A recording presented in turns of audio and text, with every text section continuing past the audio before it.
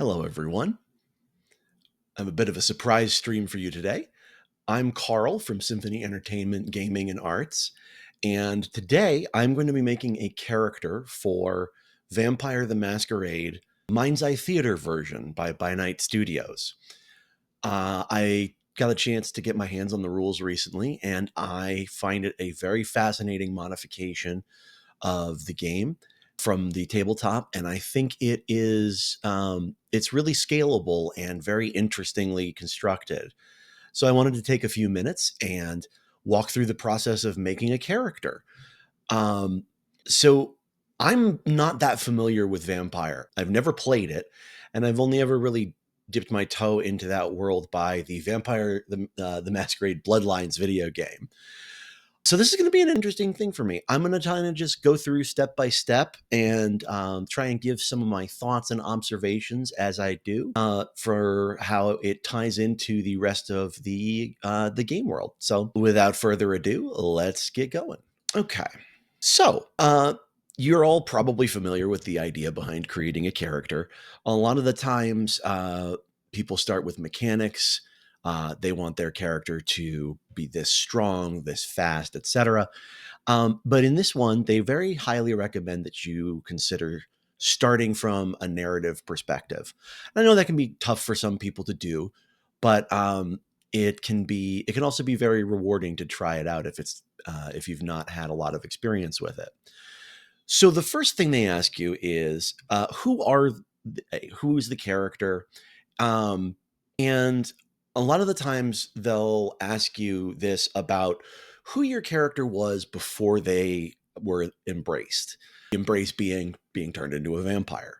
So I'm trying to come up with a solid idea, and I think I've settled on one.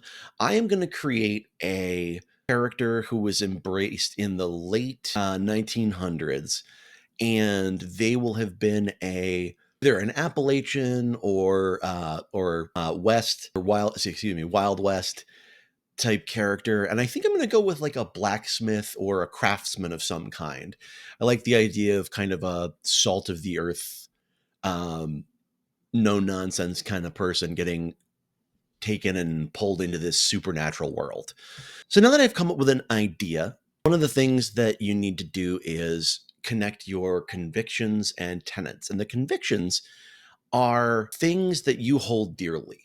Um, they say you can take up to 3 of them, and they should be very definitive and declarative statements about your character. They usually will have or start with always or never, um, and that sort of thing. In addition, there are tenets that each chronicle can have. Chronicle being the name of the campaign. A storyteller, can come up with tenets that are going to outline a chronicle and give some general guidance for the kinds of characters that can be created there. They give a couple of examples in the book, and I'm going to assume that my storyteller has told me that we are going with a cosmic horror vibe. So, as listed in the book, that is, do not trade in knowledge that you don't understand, deny knowledge to those who are not prepared for it, and protect those who know the truth from those who do not. So, those are going to be kind of the guiding principles around which a lot of the actions of our particular group are going to focus. So, with the idea of kind of a very like rugged, kind of like a rugged individualist kind of character. Again, you can do that because it's a fantasy game. I'm going to go with never act against the members of your crew. That'll work nicely. And I'll have a character over here. Always honor your family. And I'm going to go with one that's not in here. I'll go with always lend a helping hand to those who need.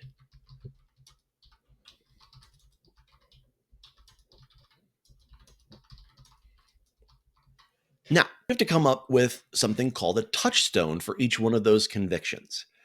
What a touchstone is a living mortal character who is basically the anchor point for that belief that your character holds. Um, When they die or exit the scene or are taken away, your character loses that conviction. And those convictions can be really mechanically important because they tie you back to your humanity and your ability to, sort of fight the beast within. So for never act against another member of your crew, I'm going to go with an apprentice that this character trained.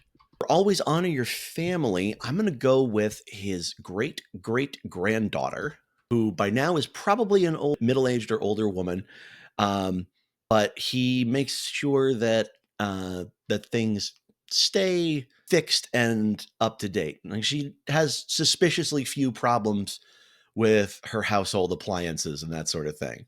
The furnace is never broken down in the winter, that kind of thing. Always lend a helping hand to those in need. I'm going to say there was a kid when he was growing up, the kid, maybe 20, 30 years ago. This character helped him out, and they went on to found several charities that help out in the local area. So there we go. We have 3 convictions and 3 touchstones. That is a lot of meat for a storyteller to sink their teeth into. No pun intended, kind of pun intended. In order to give you a lot of hooks and mechanical things. So the next thing that needs to be selected is to choose a clan. There are many, many clans. There are many reasons to consider or not consider certain clans. I'm just going to go entirely vibes based on this one. Based on the fact that this guy was kind of like out in the woods or out on the plains, I'm going to go with Clan Gangrel. I figure some kind of creature out there saw something that it liked about them. Gangrel, I think, is a more like a clan of loners, as well as people who kind of like to look at individual strength and that sort of thing. So I'm going to go with Gangrel. And what Gangrel does is it's going to give me the access to certain disciplines, which are the vampire powers. So as a Gangrel, I will get Animalism, Fortitude, and Protean, which is like transformations. So I don't pick them quite yet, but I will go ahead and put them down here on my disciplines area of my character sheet. And we'll go Clan Gangrel. Next, you choose Generation and Blood Potency. Blood Potency is how powerful your vampire powers are, but also how hard your bloodlust is to control, as well as how hard it is to hold on to your humanity. This is largely going to be set by the storyteller as they create your chronicle. What I'm just going to do is I'm going to make a standard character, which is a 12th or 13th generation, which is fairly newly embraced within the last 100 to 150 years, I believe. So I'll say 12th generation, which gives me a blood potency of 1. Now we get to the fun stuff. Well, the mechanical stuff anyway. You assign your initial attributes. And unlike other storyteller games, this just kind of breaks out into a set number of attributes at a set number of levels. So you have 1 attribute set to 4 dots, 1 attribute set to 1, 3 at 3, and 4 at 2. I like to kind of fill in from the edges. So what I'm going to do is I'm going to figure out what my character is best at and what my character is worst at. Least good? Yeah, worst at. So for the 4, I'm thinking it's kind of like someone who's been out there for a while. I'm thinking they're going to be pretty tough, pretty rugged. So I'm going to go with stamina for my 4 point. And I'm going to go with kind of an honest talker. So I'm going to make manipulation my worst my worst attribute. May come back to bite me, but a way to balance against that. So now I get 3 at 3. So I'm going to do wits at 3, because that is just kind of wits is kind of generic reactions to things, as well as an ability to sense and that sort of thing. We'll go with wits at 3, composure at 3, because he's kind of hard to read. Strength at 3. everything else at 2. So he's stronger than your average person, a little bit much tougher than your average person, a little stronger, keeps his head and keeps his cool a little bit more than your average person. So that's a nice sort of starting vibe for the character. I kind of like that. One thing I did want to point out that as you're going through and making a character, one thing I really like about the design of this book is that they tell you in each major attribute area what it affects and kind of what it will be helpful to for characters to learn as part of that. So, for example, stamina determines your health level. So this guy's going to have a lot of health levels. Others, so for example, strength. Characters who frequently use brawl, melee, potence, and protean will find strength useful. So that's good. That's good that I have protean as a possible discipline. Next, we get to skills. You start out with 3 skills at 3, 5 at 2, and 7 at 1. So I'm going to start out with again what the character's best at. I'm going to go with craft for one of the 3s because I like the idea of somebody who's good with their hands, who can create things, is kind of a mechanic, that sort of thing. I also like, let's see. I think I'm going to go with awareness. I like the idea of a quiet but perceptive character. And I'll also go with, let's see. I'm going to go with Animal Ken because I don't normally take it in campaigns that I play in, but I like the idea of a quiet person who's good with their hands and who's good with animals. So there we go. There's the 3 things that this character's best at. For 2, I'm going to take definitely athletics to be, to help with that stamina. I'm going to take brawl because I think this guy is not a firearms user, nor does he like particularly take up fencing on the weekends. But he strikes me as the kind of person who's probably been in a couple of fist fights. I got 2, 3 more. We're gonna do. I think we're gonna do persuasion because I like the idea of a character who kind of honestly talks people into things. We'll do medicine just as a way of offering a little support to the rest of the group. And that's 4. So we get 1 more. We'll go with survival. Long periods of time on your own. You got to be good at that kind of thing. Now I get 7 in other skills.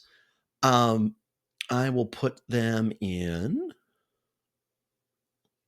We'll do stealth, larceny, because he's good enough with the mechanics of things that he's probably able to work his way around locks. We'll do etiquette and insight. Not etiquette. Etiquette's not for this guy. Streetwise sounds fine. And let's see. We'll do technology, investigation, and point and intimidation. Probably doesn't use it very often, but he's kind of a big, strong guy, so that can come in handy. All right, and there we have our starting skills. Some skills, I believe, namely craft, academics, and science, allow you to take some free focuses with them for every dot you have in it. So I think craft is one of those. Yes. Okay. So you gain. Yeah. So he's got 3 dots in craft. So that's going to be 3 things that he's good at. So we'll go with smithing, repair, and well, we'll go locks. Why not? We already kind of said that. So smithing, repair, and locks. So he's good at creating all of those things. All right.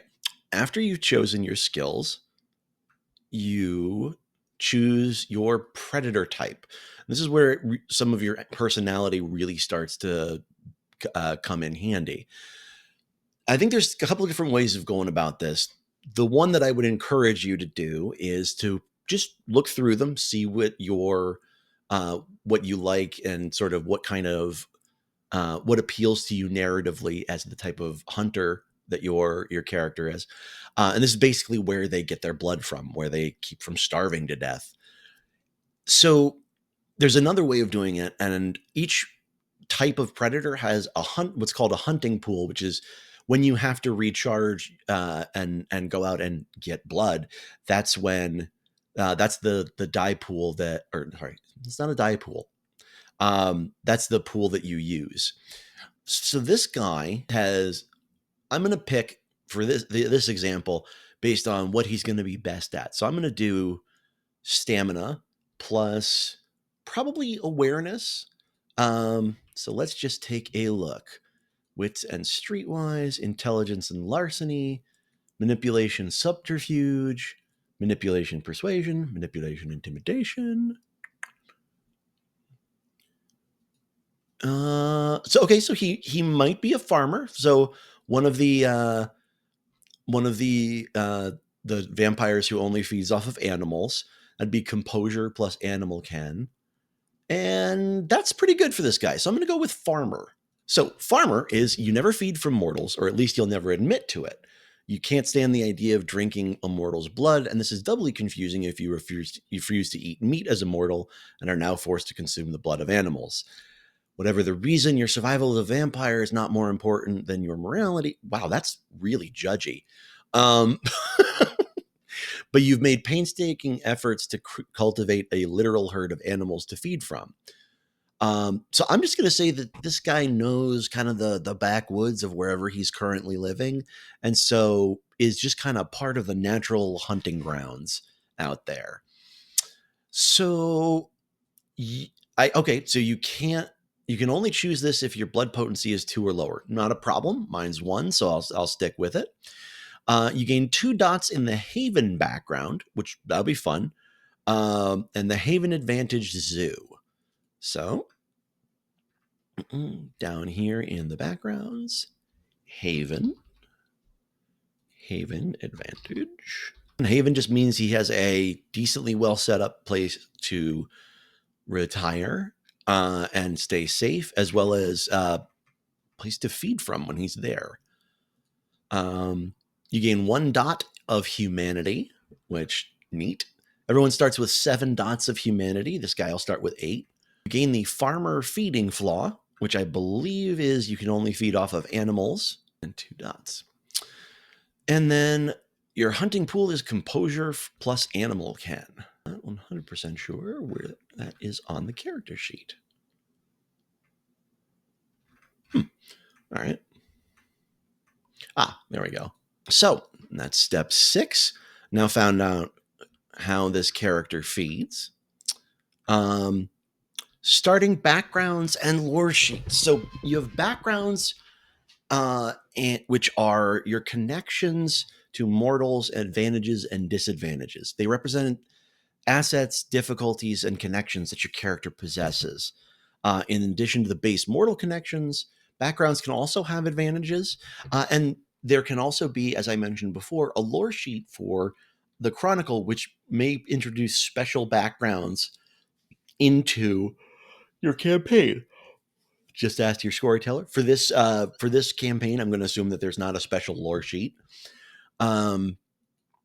You do 7 free dots of mortal connections or associated advantages, in addition to those provided by your predator type. You can gain up to 5 dots of advantages by purchasing up to 5 dots of disadvantages. So I'm not going to do that for this character, but in general, I would basically always do this. If this was for a campaign I was playing, there is no reason not to give you more narrative and role playing fodder for some mechanical benefits. So do it. If they tell you there's a limit, that's what you should be taking. That's just my little piece of advice from multiple other storyteller systems. So we're going to do it with the 7 points, and I'm going to hop to merits and flaws. So for backgrounds, I already started out with a couple. So I'm going to probably lean in with my 7 points into the Haven aspect of it. So I'm going to check out Haven, see what I've already got, and see what I want to take from there to expand. So I got granted a size 2 Haven, which is a haven about the size of a single family home or a nice 3 to 4 bedroom apartment. You and 4 others can fit inside comfortably and gain a free dot of an advantage to add to your haven. I think that's the zoo that was already spent for me. Interestingly, it does say here that it requires resources 1. So in order to keep the level 2 haven, I have to put 1 dot into resources, which is okay. Resources is literally money and financial access. So not an overly wealthy vampire, but probably one who's made the occasional good guess throughout time, and or maybe just found gold a long time ago and very slowly uses it. So I also start out with Zoo, which lets you slake thirst, slake hunger as long as you can slake from animals. So I'm gonna increase that. I'm gonna put another 2 dots in that to make it a place where they can be like comfortable. I feel like that this guy feeds out of necessity and particularly doesn't want to do any harm to animals. It's also just because I would probably not be comfortable playing a character who was comfortable doing harm to animals. And that's actually something to really consider when you're making a character is make a character who you want to play and make sure that you're comfortable with their aspects, because some of the aspects of vampire can get very dirty, very gritty, and very gory. That's just kind of the nature of the game you're playing. But just make sure that you have a level of comfort with it. So I also saw, as I was looking through here, that there's workshop. So I'm going to drop. So it says you have an area of your haven stocked with crafting equipment. I am not passing that up as a craftsman. For each dot of this haven advantage, you gain a +1 bonus to any craft challenges. I'm going to take 2 dots, and the only one I'm going to leave out is for locksmithing, because I feel like it's a hobby of his rather than a passion or calling. So with that, I've spent 5 points. So I got 2 points left. I think what we're going to do is go up to allies. So I don't think that, oh, excuse me. Yeah, allies. Basically, this is going to create NPCs that they can talk to and have knowledge in a particular sphere of influence. So I'm going to spend those 2 on a level 2, which is average mortal, generally competent, and can make mild mistakes. If they're brought into a scene, they have a pool of 5 in their area of specialization and 3 in other areas, and they have 5 health levels. So we're going to make that a average mortal. And I think, let's see, I think there'll be a local, like a local trade union leader, someone who knows a lot of the other craftspeople in the area and spends a lot of time helping keep people organized and that sort of thing. So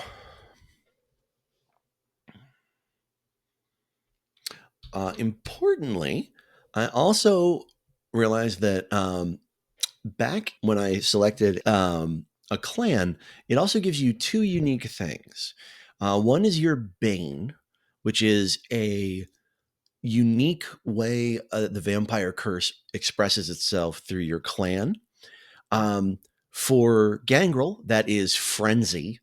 Um, they will gain more animalistic features, and they will basically just start still killing and won't stop. And they have a compulsion for feral impulses. Um, they, kind of when they're starting to lose control over their hunger, higher reason drops away and they kind of get more animalistic. So I'll note those down on my character sheet when I get a chance. Continuing on, after backgrounds is merits and flaws. So, like I mentioned before, you can take flaws to get extra background points. Merits and flaws represent additional perks and drawbacks that affect you after you become a vampire. Um, Backgrounds are more things that are tied to your mortal life or that mortals can see or interact with that that will not cause you any particular issues. Merits and flaws are not required, but you can take up to 10 free dots in merits for 10 dots of flaws. Um, Again, like I said earlier, my philosophy is always do this or do this as much as you're comfortable. For right now, though, I'm going to save us all 20 minutes of me going, like, quietly reading and going, ooh, that looks cool, as I carefully balance 20 points worth of shenanigans. Um, so we're going to go on to step 9, which is assign your initial disciplines. So that is the disciplines I mentioned earlier. They all have powers within them, and you start with 2 dots in one of your clan disciplines, 1 dot in another clan discipline, and a free dot in either your 3rd clan discipline or 1 out of clan discipline that you might want. So, as mentioned before, I get Fortitude, Protean, and Toughness. Um, so I'm going to hop to where the powers start. This book, by the way, is beautifully designed with some amazing shots of LARPers. Just really, really well designed. All right, so we're at Fortitude. Let's see. Nothing is jumping out at me for Fortitude. But I feel like I'm probably overlooking how good it might be just because I don't have a lot of experience with the system. So I'm going to take 1 point in Fortitude, give me a choice between resiliency or toughness. So toughness just is always on and gives you a free health level.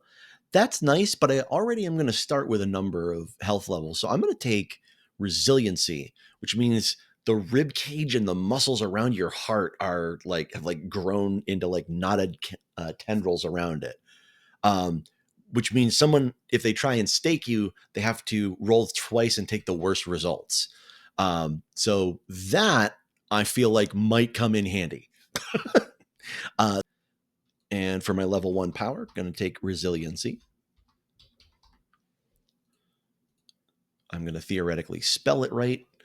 And so that's basically how disciplines work. You take for every point you take, you can choose one of the powers at that level.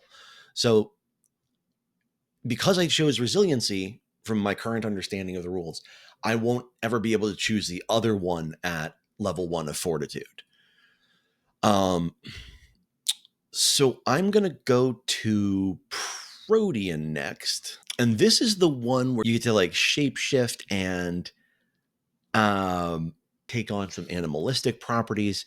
So definitely at least 1 point in this. I really like, so there's 2 at level 1.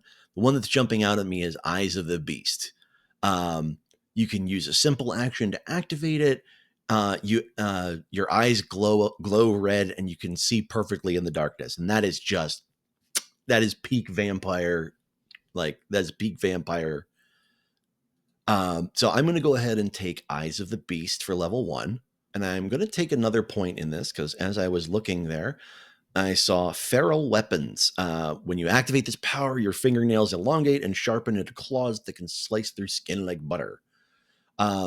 Gives your brawl attacks aggravated damage to mortals, which is woof. That makes you really, really, really dangerous.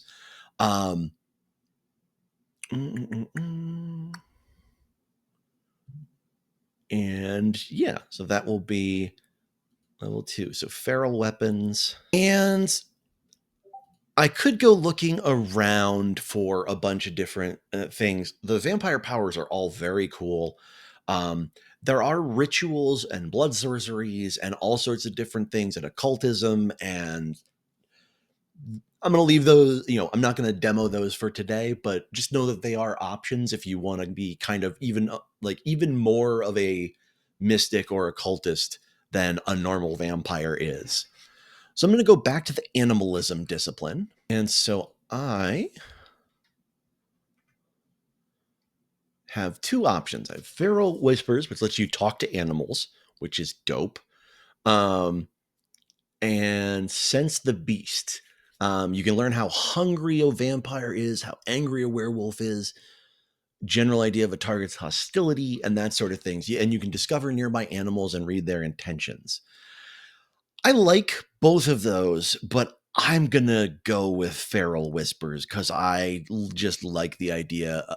I love the wolves and bats aspect of the Dracula story, so I'm gonna lean into that a little bit.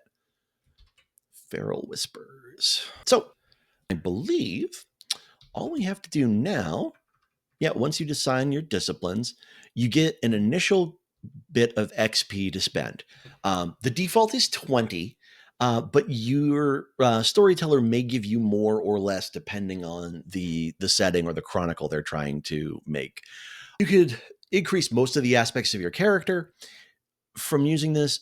Characters who are 9th generation have to spend their 20 initial XP to buy their blood potency to 2.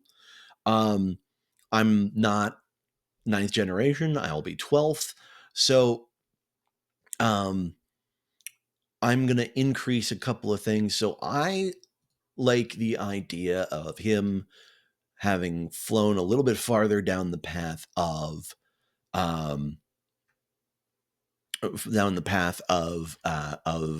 his vampire powers. So in clan discipline, I'm going to take. I think I am going to increase Protean. So I'm going to take him up to level 3 of Protean for 15 of my 20. And you can increase attributes, skills, backgrounds, dots in lore sheets, disciplines, all sorts of different things. You can buy new levels in humanity, everything. So going back to Protean. Okay, we've got level 3. We have flesh crafting, which is so I have to have Vasectitude, which is one of the ones I didn't take. So you'll notice as you go, some of the disciplines have prerequisites that you have to meet in order to actually utilize them.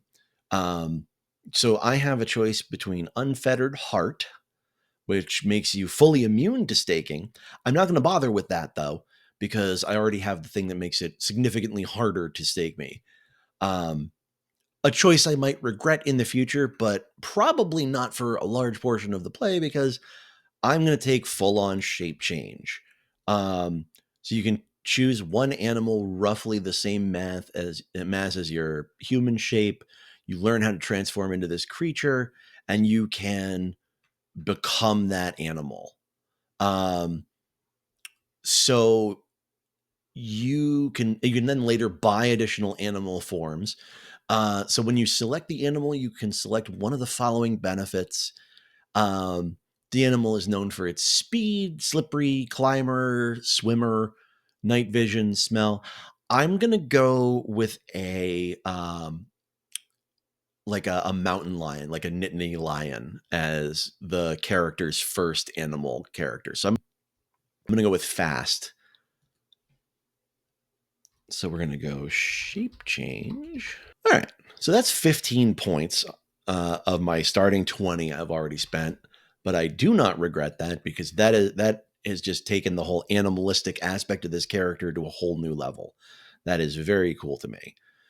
Um, and the only other thing I would do with that is potentially buy something up. I can buy a skill that I don't have from level 0 to level 1, but I'm just going to go ahead and bank that 5 XP and hopefully be able to pick up another dot in a discipline as as I start fairly early in play. Um, so with the last thing that you do, you start with 3 plus your stamina health levels. So this guy is going to have 7.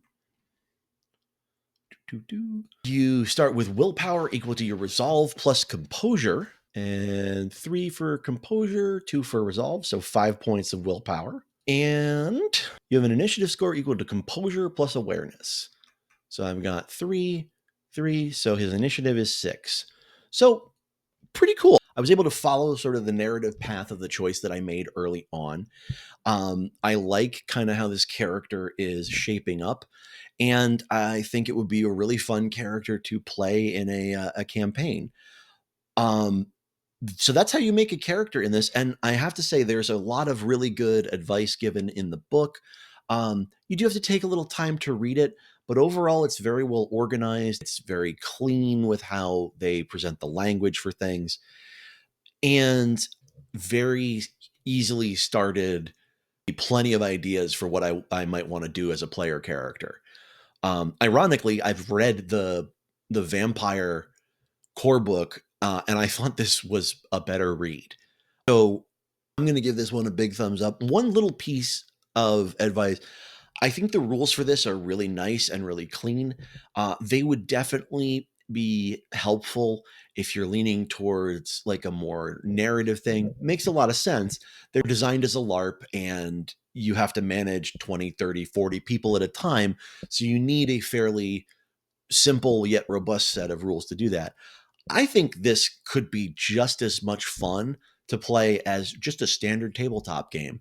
Um, the ultimate thing to remember is what you're looking to do when you're building your attributes plus skills is you're only looking to increase your chances of success for 1/3 of the time that you're going to be playing the game. What do I mean by that? Well, basically with throwing rock paper scissors, you'll lose 1/3 of the time, you'll win 1/3 of the time, and a third of the time you'll tie. So a lot of the levels here are what happens when you tie, or interestingly enough, they're permissions. So for example, the storyteller might say, I can't make something, I can't, replicate a car part that I need without a craft plus endurance of 6 or higher. Um, if I looked at mine and combined them, I would be able to do that because mine is 7 or higher, but another player character who might have access to the same tools and knowledge might not be able to actually pull that off. So I think it's a really nice way of setting kind of default permission levels and letting a lot of the mechanics fade into the background to just kind of speed play. So I think there's some really cool stuff here. Um, and I was kind of resistant at first to the whole rock, paper, scissors being the main randomizer. But then like after a while, it sort of clicked for what this game was going for. So I liked it a lot. I did look into, because I'm that kind of nerd, the mathematics and the statistics behind rock, paper, scissors. Um, I wouldn't recommend doing that. That's like 3 days of my life I'm not getting back, even though I could probably do decently at rock, paper, scissors now. There's not much of a statistical difference between the others. Um, so anyway, that is how to create a character for Mind's Eye Theater. I hope you guys enjoyed watching. Hopefully, this will be a nice preview of how to do it. If there's any questions, please feel free to leave them in the comments below, and I will try and get back with them or get some more videos out there. In the meantime, I've been Carl from Symphony Entertainment, and I hope you all have a wonderful day.